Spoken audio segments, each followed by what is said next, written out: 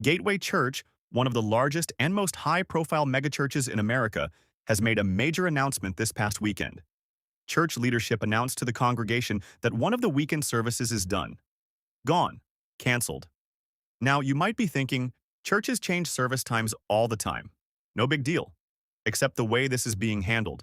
The shifting explanations, the vague answers about some concerns in the remaining services, and whispers of an entirely new vision that nobody is ready to discuss publicly yet. That tells a different story. For anyone who needs the full picture before we got into this weekend's news, you need to understand just how much Gateway Church has been through over the past 2 years. Because without that context, the current situation doesn't fully make sense. Gateway Church was founded in Southlake, Texas, in 2000. At its peak, it had over 100,000 active members across multiple campuses, making it one of the largest churches in the entire country. Then, in June 2024, founding pastor Robert Morris resigned after a woman came forward and publicly accused him of SAing her when she was 12 years old. SA, she says, began in 1982 and continued for nearly 5 years. Morris later pleaded guilty to CSA charges in Oklahoma. That's the foundation of everything that follows. What happened after Morris resigned is where it gets even more staggering. James Morris, Robert Morris's son, who had been publicly designated as his father's successor and was set to take over as senior pastor in 2025, resigns. His wife, Bridget Morris, who serves as executive pastor, also resigns. And both are gone within weeks of the original allegations becoming public. Elders Kevin Grove, Gayland Lawshe, and Steve Doolin, all of whom served on the board during the 2005 to 2007 period when the victim says she first reached out to church leadership about the SA, are asked to take temporary leaves of absence. Doolin, a founding elder, eventually parts ways with the church entirely. Ethan Fisher, Robert Morris's son-in-law, who serves as senior pastor of Gateway's Houston campus, changed the campus name. Then executive pastor Kemtal Glasgow, the man overseeing all of Gateway's North Texas campuses, is fired in August 2024 over what church leadership describes only as a moral issue. No further details are given. The internal investigation that follows is damning. The law firm brought in to investigate finds that all but 3 of Gateway's elders either knew about the SA or had been given information about it, and, in the words of the investigating elder, failed to inquire further. Following that report, multiple elders are removed from the church entirely. By the end of 2024, at least 9 church leaders and elders had stepped down or been removed. Gateway is left with just 3 elders. 3. For a church that once served over 100,000 people. One elder releases a video saying, and I'm not paraphrasing here, "We currently only have 3 elders and desperately need help. The financial damage is severe. Attendance at the Southlake campus drops by 40%. Across all 7 campuses, it falls by nearly 25%. Tithes collapse." The church eventually announces staff layoffs, with elders acknowledging that giving has not mirrored attendance. A class action lawsuit alleges that Gateway committed financial fraud by misrepresenting how much of member tithes actually went to global missions. A separate civil lawsuit alleges cover-up and defamation. That is the institution. Battered, depleted, operating with a skeleton elder board under multiple lawsuits, hemorrhaging both members and money. And then, nearly a year after all of this begins, Gateway finally names a new senior pastor. Daniel Floyd and his wife, Tammy, are announced as Gateway's new senior pastors in May 2025. They come from Life Point Church in Fredericksburg, Virginia, a church Floyd himself planted nearly 20 years earlier and grew to 5 locations. The elder board says they chose him after a lot of prayer. Floyd calls it a sacred calling. Shortly after Floyd's appointment, Gateway also named Nick Lesmeister as its new executive pastor, an internal candidate who has been on staff since 2020 and leads the church's global outreach ministries. His appointment follows a months-long national search. So Gateway now has new senior leadership in place, a depleted but reconstituted elder board, and multiple ongoing legal battles still unresolved. It is into this environment, fragile, still healing, still under scrutiny, that the new leadership team now steps with a significant structural announcement. So, Pastor Galani announced that Gateway is moving from its current Saturday plus Sunday model to 2 services on Sundays only, at 9 and 11 a.m. The Saturday service is going away completely. Simple enough on the surface, But the explanation for why? That's where things get interesting. Because the explanation doesn't stay the same. And one of the reasons I think God is so worthy is because Psalm 23 tells us that the Lord is my shepherd. And in him I have everything that I want. That he's a good shepherd. And I don't know if you've ever thought about this before, but Psalm 23, among many things, is actually a psalm about change and transition. Like if you just think about it, it says, the Lord is my shepherd, I shall not want. He makes me lie down in green pastures, right? So I start off and I'm in green pastures.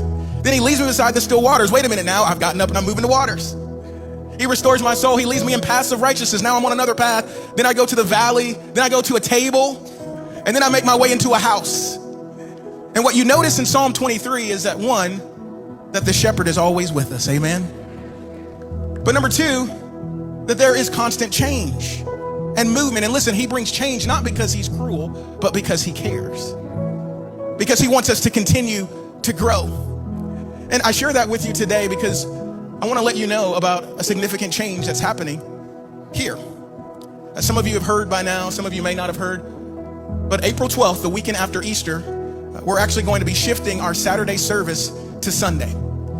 And we're doing this on that weekend after Easter, and then we'll have a 9 o'clock and an 11 o'clock on Sunday.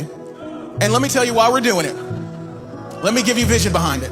The reason why we're shifting that service is one of the reasons is because we are continuing to cultivate a culture of serving. And one of the things that we recognize, amen, we recognize that only about 15% or less than 15% of the congregation here at South Lake serve. And we want to give you a better opportunity to do that. And what we found out through research, this has been prayerful conversations, that when you have two services on the same day, people can serve and they can attend. And so we're giving people an opportunity to serve and attend. We recognize that the way that we're set up now with the service on Saturday and Sunday, if we ask you to serve one and attend one, essentially we're taking up your entire weekend, and we want to make sure that you have time with your family. So we're going to have a 9 o'clock and 11 o'clock on Sunday. Also, we're running into capacity with our elementary kids rooms. That we have so many elementary kids that we're getting to a point where we may have to turn families away. And the last thing we want to do is turn families away. Because we're a church that's about reaching the lost, amen? And so we know that creating that additional service will create space and capacity for our elementary rooms. But then also in making this shift, right now our team is on an every other weekend rotation. And what we know is that when we make this shift to Sunday only, our team can actually serve you better. Because we'll be here more consistently and we'll be able to serve you better, but also create more community amongst you because we're at the same service or the same services on the same day. And so we build community as well. And so we're going to make that shift. But here's what I know. There's a man by the name of Sam Chan. He wrote a book called Leadership Pain. And here's what he said. He said that change equals loss and loss equals pain. Change equals loss and loss equals pain. So here's the reality. For some of us, this change it's not a big deal. But for others of us, man, this is a significant change that's maybe impacting our pattern of life. And so there's a sense that with this change, there may be loss and sometimes there's pain. And we recognize that. But I also want to tell you how the axiom actually starts. It doesn't start off with change equals loss and loss equals pain. It actually starts off with growth equals change. And change equals loss and loss equals pain. In other words, if we're going to grow, church, we're going to change. And I believe that the best is absolutely yet to come for Gateway Church, amen? And we're going to continue to grow, and we're going to continue to reach people, and we're going to continue to see the lost saved. We're going to see people healed. We're going to see God do amazing things. He is not done with Gateway Church. Reason 1, the change helps them talk to people and build community. More community. Got it. Because eliminating a service option that some people specifically chose is going to bring people closer together. Sure, moving on. But then the explanation shifts. Reason 2, it helps the staff not have to be there as much. So we go from building community among the congregation to reducing staff workload. Those are two very different things, and both may be true, but if they are, why not just say that from the start? Reason 3, this model is already working at their other campuses, so they believe it will work in South Lake too. Fair point.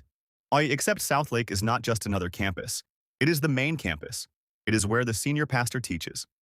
Comparing it to how a satellite location operates is a bit of an apples to oranges situation, and the people asking the questions in that room know it. Reason 4 might be my personal favorite. The change helps them keep a better track of people. Keep a better track of people. I honestly am not sure what that means. Attendance systems? Follow-up protocols? Data collection?